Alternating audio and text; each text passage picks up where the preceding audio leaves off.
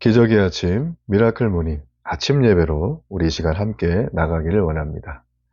어제 이어서 오늘도 잠언 10장에 있는 이 17절에서 32절까지의 말씀을 살펴보도록 하겠습니다. 내가 정말 알아야 될 모든 것은 유치원에서 배웠다. 이 책에 보면 이런 하나의 에피소드가 나옵니다. 이 남태평양 솔로몬 군도의 어느 마을 사람들은 아주 독특한 방법으로 이 벌목을 하게 되는데 그 방법이 너무나 특이하다 그러죠. 나무가 굉장히 크기 때문에 어떤 나무는 도끼로 자를 수가 없을 때가 있다고 합니다.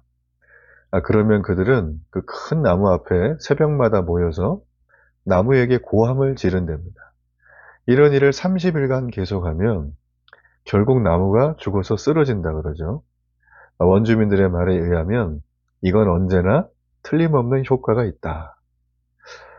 말에는 이 과학적으로 설명할 수 없는 힘이 있는 것을 우리는 너무나 잘 알고 있죠. 말로 우리가 저주를 하게 되면 저주가 전달이 되고 축복하면 축복이 전달이 됩니다. 이 말에 대한 중요성은 너무나 아주 우리가 익히 잘 알고 있는 부분이죠. 어느 중년의 남성이 이 만성 우울증에 시달리고 있다는 얘기를 들었습니다. 그분은 이 자주성가했던 큰 기업가가 된 이 아버지에게 어릴 때부터 야, 이 녀석아, 너는 기업을 물려받았다가는 큰일 나겠다. 다 망칠지도 모르겠어. 이 말을 늘 하셨다고 해요. 아버지가 돌아가시고 나서 이 아들은 이 보란듯이 이 자기 아버지의 말이 잘못됐다는 것을 증명하기라도 하듯 정말 열심히 모든 걸 다 갈아 넣어서 인생의 모든 걸 걸고 일에 몰두를 했어요. 그리고 절대 실패하면 안 된다라고 하는 강박이 그를 너무나 힘들게 했습니다. 자, 그렇게 스트레스가 극에 달하던 어느 날 그는 술을 한 잔 먹게 되었어요. 술을 먹으니까 몸이 이렇게 사르르 풀리면서 그동안의 스트레스가 잠시 잊어지는 듯 했습니다. 자기에게 자유와 위안을 주는 술. 시간이 흘러서 그는 스트레스를 계속 받을 때마다 술을 먹게 되었고 결국에는 알코올 중독에 빠지게 됐어요. 이제는 아내마저 집을 떠나겠다고 위협을 합니다. 결국 그는 심한 우울증이라는 진단을 받고 이 약물 치료를 받는 신세가 되었다는 말을 들었죠. 이분의 인생에는 이 자기 아버지의 말의 힘에 의해서 이미 돌아가셨음에도 불구하고 그 말의 엄청난 위력과 이끌림 앞에 자신의 현재의 삶이 송두리째 흔들리고 있는 모습을 보게 되죠. 그래서 이 부모가 하는 말이 매우 중요하다고 성경은 늘 얘기하고 있어요. 무심코 내뱉은 말 속에 자녀의 가슴에 정말 깊이 새겨져서 평생의 아픔으로 평생의 가시로 남는 말들이 있죠. 그래서 부모라면 자녀들에게 이 격려의 말, 축복의 말, 사랑의 말을 해야 됩니다. 무엇보다 중요한 것은 하나님의 말씀이 흐르는 말이 들어가야 된다는 거죠. 성경은 놀랍게도 죽고 사는 것이 혀의 권세에 달렸다. 이런 말을 해주고 있어요.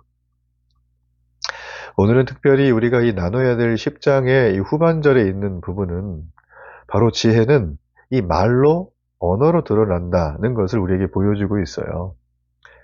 말씀을 듣고 말을 하는 모습에서 정말 지혜가 나타나죠. 이런 사람은 평안이 임하게 되고 평안한 사람은 하나님 말씀에 대한 바른 태도를 갖고 있는 사람임을 우리는 금방 알 수가 있습니다. 먼저 우리가 살펴봐야 될 그 부분은 우리 18절과 19절의 부분인데요. 미움을 감추는 자는 거짓된 입술을 가진 자요. 또 19절에 보면 말이 많으면 허물을 면하기 어려우나 20절에 보면 의인의 혀는 순은 같거니와 이런 말들이 좀 있죠.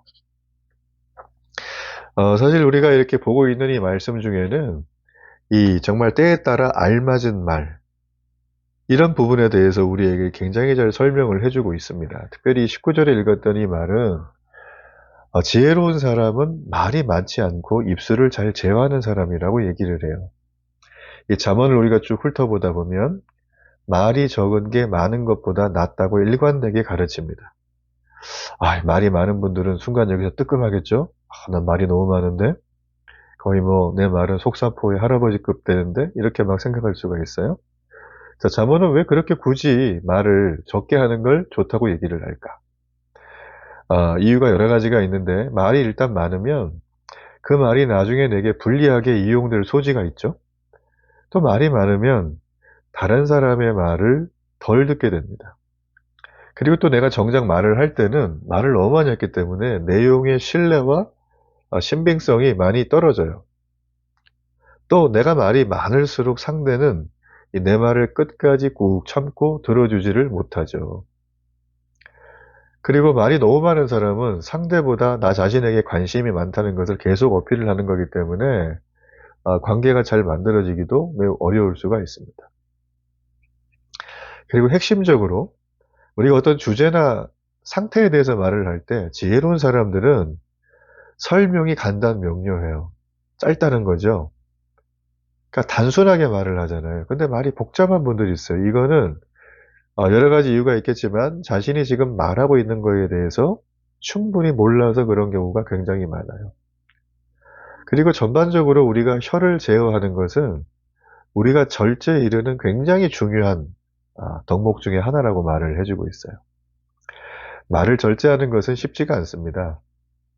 사사건건 우리가 막 훈수하려고 드는 그런 욕심이 넘치는 분 있죠? 과욕이 있는 분들. 그러니까 이런 분들은 다스리기가 매우 어렵잖아요. 그러나 이 말을 절제하게 되면 자신의 그 욕심을 다스릴 수 있을 뿐만 아니라 다른 분야의 절제도 훨씬 쉬워지는 것을 볼 수가 있습니다. 우리가 32절의 말씀에 보면 이런 게 있죠? 의인의 입술은 기쁘게 할 것을 알거늘, 이런 말이 있어요. 기쁘게 할 것을 안다. 굉장히 좋은 말이죠. 기쁘게 할 말. 자, 이건 쉽게 말하면 어떤 말이 매력이 있고 설득력이 있는지에 대해서 의인들은 잘 알고 있다는 거예요.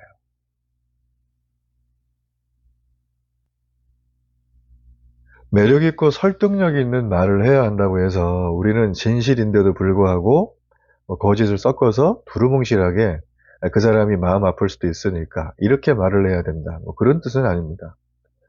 우리가 기쁘게 할 말을 찾는다고 해서 상대방에게 불쾌한 말을 절대로 해서는 안 된다. 이런 뜻은 아니에요. 더 중요한 건 불쾌한 말 자체가 아니라 지금 내 말을 들어야 될 그 사람의 상황은 어떤지, 그 사람의 감정 상태, 그 사람의 어떤 캐릭터, 그 사람의 문화, 이런 것들을 충분히 고려해서 불쾌한 말이지만 그가 설득이 될 수 있고 감화될 수 있고 이런 식으로 우리가 말을 해야 된다는 거죠. 이 포장하라는 말이 아닙니다. 그 사람이 살릴 수 있는 말이라면 그 영혼이 듣기 힘든 말이라도 우리는 지혜를 가지고 해야 된다는 거죠.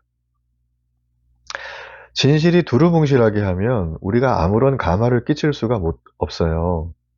그 경우에 맞춰서 또 그 상황에 맞춰서 그 말을 잘 다듬어서 그에게 전해준다면 그의 머릿속에 자기성찰의 기회를 얻을 수 있는 시간이 될 거라고 생각을 합니다. 그래서 우리가 진실을 정말 중요시한다면 내가 원하는 그 진실을 상대가 믿을 만하게 말해줘야 되겠죠. 그래서 최대한 귀에 쏙 들어갈 수 있도록 말하는 말의 솜씨가 필요합니다. 그러니까 말은 진실해야 되지만 또 유순해야 하고 또 선해야 하지만 적절해야 됩니다.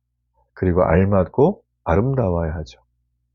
우리가 언어의 연금술사가 되어라 그런 의미는 아니지만 상대를 인격적으로 진실하게 대할 때 우리는 상대에게 정말 순운과 같이 알맞은 말을 우리가 유무상통하게 할 수가 있게 되는 것이죠. 우리가 생각이 부족해서 섣부르게 말했을 때 오는 그런 데미지와 상처가 없기를 저는 간절히 바랍니다. 오늘 그래서 이 잠언의 전체적인 부분은 지혜로운 사람은 이러이러하다라는 것에 대해서 특별히 말에 대해서 우리에게 아주 적실하게 말을 더 해주고 있습니다. 먼저 지혜로운 사람은 21절까지 보면 말을 할 때 적절하게 하는 사람이에요. 금방도 우리가 잘 나누었지만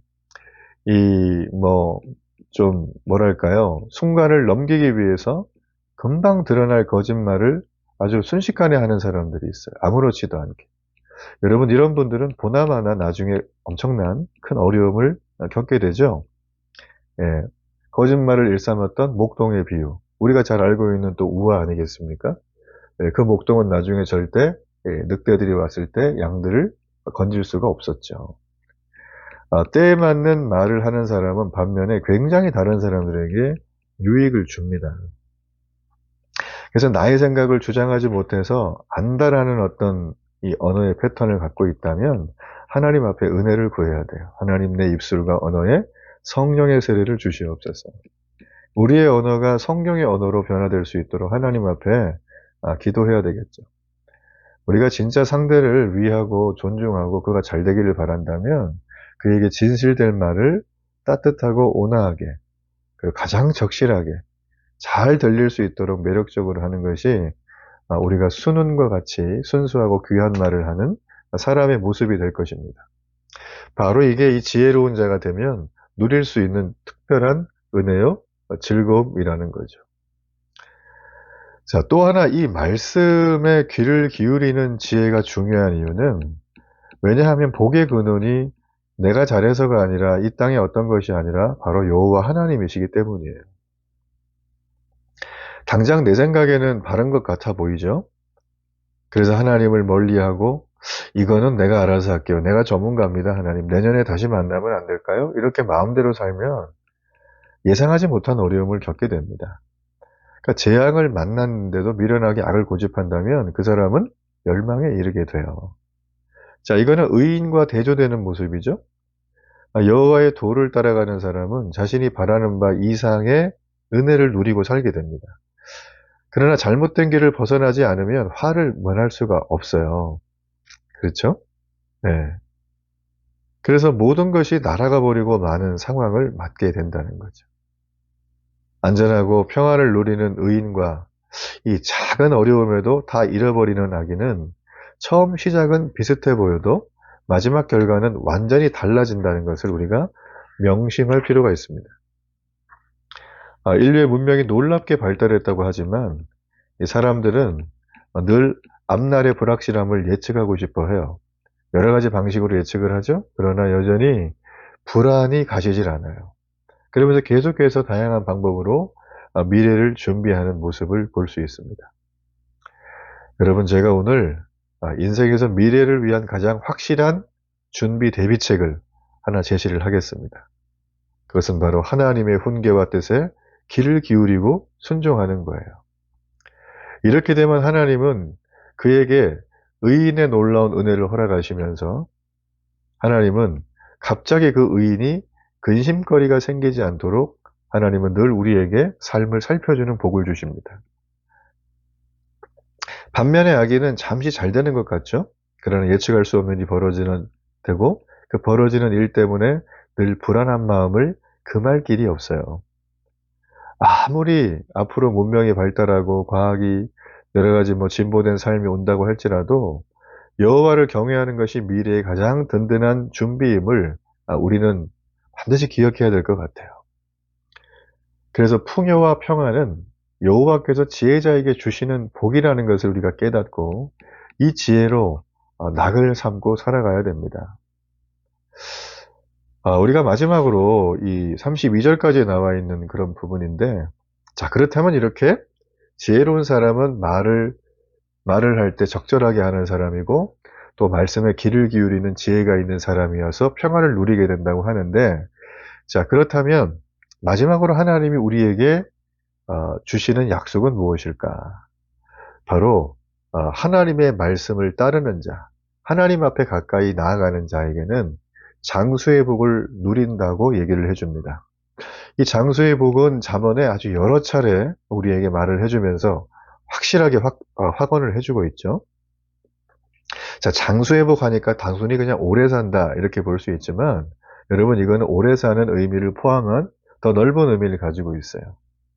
장수의 복을 준다는 얘기는 여호와께서 그의 삶을 지켜주신다는 거예요.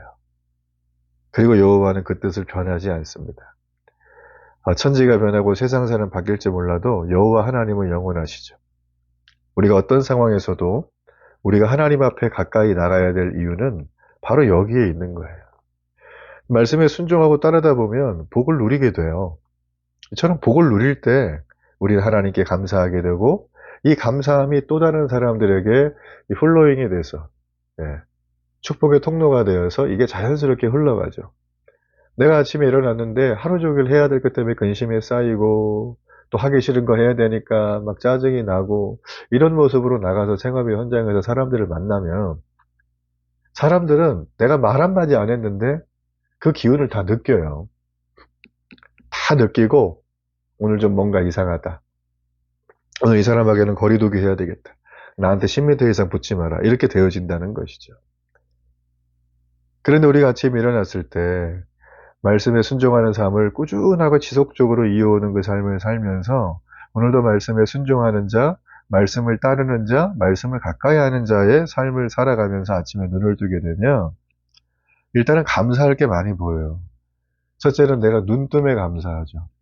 살아있음에 감사하는 것입니다.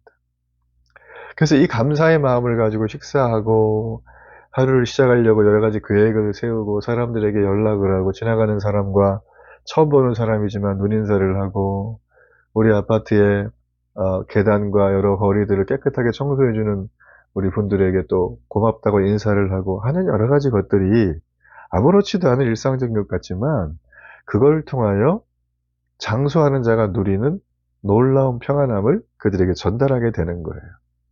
한마디로 그들에게 은혜를 끼치는 삶을 사는 거죠. 단순히 가서 예수님 믿으세요. 천국 가셔야죠. 이 얘기만 한다고 해서 이게 여러분 은혜를 끼치는 삶이 아닙니다. 바로 이런 삶 자체가 어떤 거라고요? 오늘 이 잠언에서 말하는 지혜로운 자의 모습이에요. 세상을 살아갈 때 많은 사람들이 여기에 어떤 묘안이 있지 않을까? 여기에 세상 사람들은 전혀 모르는 심지어는 성경도 얘기하지 않은 그런 길이 아마 있을지 모르겠어 하면서 이리저리 헤매고 땅 파고 돌아다니는 분들이 많아요. 자기 에너지가 2개밖에 안 되는데 막 3개를 쓰고 막 해도 안 떨어졌는데 오후 4시만 되면 막 넉다운이 돼가지고 기진맥진하는 분들이 많아요. 얼굴은 시뻘개지고 막 눈은 충혈되고 막 입은 뭐 하얗게 부르트고 마치 내일이 없는 것처럼 오늘을 그냥 완전히 에너지를 다 쓰는데 여러분 그거는 성실하게 사는 게 아니라 미련한 거예요. 지혜가 없는 거죠. 그 사람 내일 되면 또 그렇게 삽니다. 근데 세상 만사가 내가 원하는 대로 다른 사람이 나를 지지하고 내가 이렇게 뭔가 비즈니스 하는데 그 사람이 나를 돕고 막 그렇게 하던가요? 가족들도 그렇게 안 되죠. 심지어는 나 자신이 나를 하나 컨트롤하는 것도 매우 어렵지 않습니까? 우리 늘 새해가 되면 하는 거 있죠. 내가 올해는 반드시 다이어트에 성공하리라. 이거 어떻게 되죠? 바로 치킨과 라면 앞에서 무너지는 사람들이 너무나 많다는 거예요. 그 달콤한 유혹, 그 단 거의 유혹. 여러분 그래서 우리가 우리 자신조차도 조절이 안 되는데 하물며 나를 제외한 이 주변의 어떤 사람, 어떤 사물, 환경, 뭐 우리랑 전혀 관계없는 뭐 미 연준의 날마다 금리의 인하와 뭐 상승, 뭐 주식의 어떤 폭락, 급락, 뭐 이런 것들을 여러분 우리가 조정하고 예측을 하고 살 수 있을까요? 여러분 거기에 집중하면 제가 말씀드릴게요. 뼈가 마릅니다. 그 얘기는 근심과 걱정이 트리플 X로 거기 속에 들어가 있는 거예요. 절대 그러긴 답이 없습니다. 세상을 살아가는 데 있어서 어떤 다른 방법이 있을까 여기저기 찾아서 만든 게 우리의 마음을 다스려야지 한 게 바로 고등종교예요. 우리가 말하는 불교나 이슬람이나 이런 종교들이죠. 그쵸? 그리고 그게 아닌 것들은 사입이라고 얘기할 수 있겠죠. 그리고 그게 아닌 것들은 그냥 내 마음에 있는 하나의 신념이나 사상체계나 어떤 내가 경험한 것들에 대해서 고집불통처럼 붙들고 있는 것들이에요. 여러분 그런 것들이 뭐 좋고 나쁘다의 개념은 아니지만 오늘 성경에서 하나님의 말씀을 따르는 자는 절대 그런 길로 가지 않는다고 말을 해요. 세상을 살아가는데 다른 묘수는 없습니다. 여러분 살아보셔서 아시잖아요. 우리보다 훨씬 더 뛰어났던 당대의 석학들, 이 시대의 탑 리더십들과 영적 지도자들도 발견하지 못한 것들이에요, 다행히. 우리의 명철과 지략으로 세상을 살아가는 다른 묘수가 있을까요? 성경은 분명히 말합니다. 태초에 하나님이 천지를 창조했다. 하나님이 창조하신 이 세상 속에는 하나님의 DNA와 설계가 흐르고 있어요. 우리가 이 땅 가운데 정말 평안함을 살고 즐거움을 누리고 살고 그냥 깔짝깔짝거리는 인생이 아니라 뭘 하지 않아도 내 마음에 만족한 인생이 살려면 여러분 세상을 살아가는 다른 묘수를 찾지 마세요. 없어요, 여러분. 그 길의 끝은 멸망이요, 사망이요, 극한 외로움이고 하나님이 없는 지옥 같은 곳이에요. 그 길을 가봐야 아시겠습니까? 지혜로운 자는 그 길을 가기 전에 말씀을 따르기 때문에 여호와께서 그의 삶을 지켜주십니다. 자, 결국 이 말씀의 교훈을 따르는 것보다 더 좋은 길이 없다는 것을 우리는 알게 된다는 거예요. 오늘 이 짧은 말씀 속에서 우리가 생각해야 될 굉장히 중요한 핵심적인 내용은 바로 하나님의 말씀을 잠잠히 따르는 자는 요란하지 않게 평안 가운데 생명까지 이른다라는 것입니다. 이 땅에는 나를 따르라는 게 너무 많죠. 쾌락이 있고 명예가 있고 권력이 있고 이 모든 걸 재산이 다 살 수 있고 우리는 그런 유언비어와 감언이설에 속아서는 절대 안 된다는 거예요.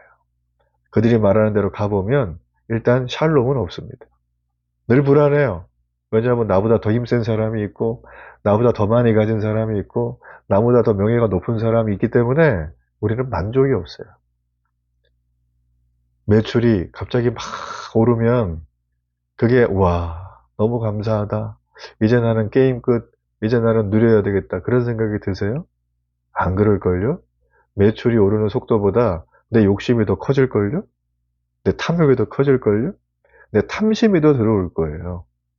그래서 우리는 평안이 없는 거예요. 인간이란 존재는. 그렇죠? 잠잠히 하나님의 말씀을 따르는 자는 탐심이 제어가 됩니다. 사라지는 게 아니라. 그래서 평안함이 임하고요. 그러다 보면 하나님이 허락하신 말씀을 따라 가는 길, 풍요와 평안의 길은 오직 여호와께 있다는 것을 알고 그 여호와를 만나는 것을 내 하루에 내 생에 큰 기쁨과 감사함의 낙으로 삼게 돼요. 그렇게 되어졌을 때 우리의 삶을 통하여 놀라운 하나님의 도가 이루어지고 또 근심과 걱정이 없는 그 삶을 통해서 수많은 사람들이 저분을 한번 내가 저 사람 때문이라도 하나님을 좀 한번 알아야겠다. 이런 생각이 들게 될 것입니다. 전 여러분이 이런 놀라운 말씀의 메신저로 이 땅 가운데 이 축복의 전달자가 되기를 주의 이름으로 축복합니다. 우리 결단의 기도를 함께 드리겠습니다. 참으로 좋으신 하나님, 오늘도 좋은 날 주심을 감사합니다. 하나님 오늘 여호와의 도를 따르는 지혜로운 사람은 하나님이 주시는 평안의 축복을 누린다고 말씀해 주셨습니다. 지혜는 말로 드러납니다. 말씀을 듣고 말을 하는 모습에서 이 하나님의 지혜가 드러납니다. 오늘도 평안을 여기서 찾고 저기서 찾지 말고 하나님 말씀에 대한 바른 마음으로 그 마음을 가지고 오늘도 기쁘게 세상 속에 하나님의 놀라운 이름을 전하며 살아가는 축복의 한 날이 되게 해 주옵소서. 내 안에 있는 그릇되고 온전하지 못한 것들을 주님 주의 성령으로 붙들어 주시고 이제는 나의 명예를 위해서가 아니라 주님을 명예를 위해서 구하고 찾는 그런 지혜로운 말씀을 듣는 자가 될 수 있도록 은혜를 더해 주옵소서. 예수님의 이름으로 기도합니다. 아멘.